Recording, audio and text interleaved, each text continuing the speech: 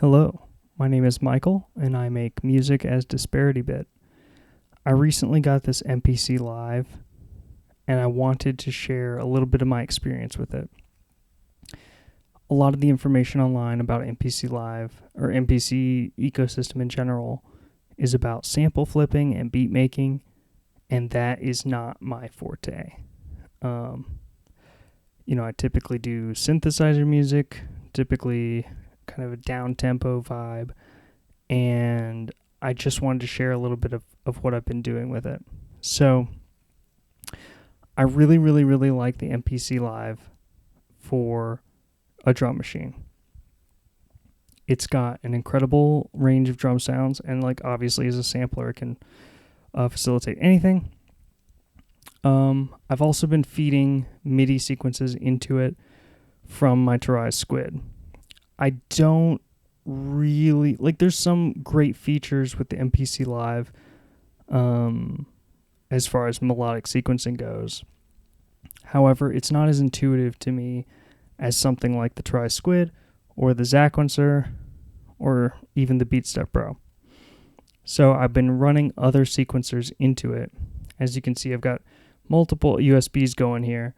There's a hub over here, because I'm also running my Zoom L12 multitrack mixer into it. So I'm taking audio into the MPC from the mixer via USB. It's a fantastic feature. And with that, I was recording some guitars as well. I'm not very good at playing the guitar, so I was really limited to just noodling over whatever I laid down. So I've got 4 tracks going here.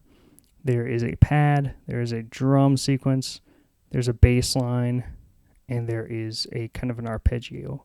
I've had a couple beers. So yeah, I'll play them for you and just kind of show you what I've been working with. This is nothing fantastic. It's nothing fancy. It's not really all that exciting. It's just what I've been doing. So here is the pad.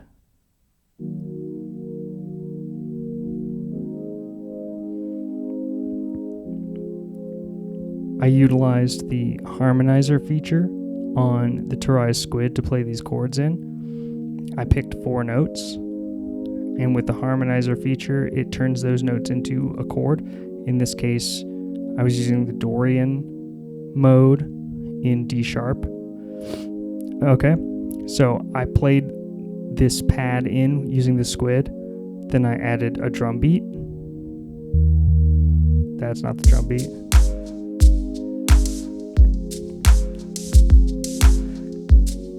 And the reason the bass line is before the drum beat is because I was messing with it and I did not like what I had, so I went back in, wrote the drum beat, and then came back and added the bass. The bass is a real, a bass guitar run through a Line 6 Pod Go. So here that is.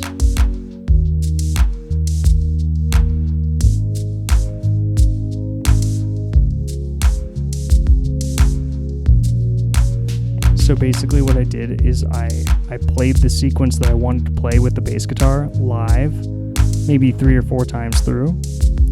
And then I chopped the clip up into samples and sequenced the samples. So this is not a live playthrough, it's a resequenced version, which I think turned out pretty well. And then I've got kind of a harp arpeggio thing from my Argon 8. It's just some little flavor to add to the sequence. It's actually a little bit much, if I'm being honest.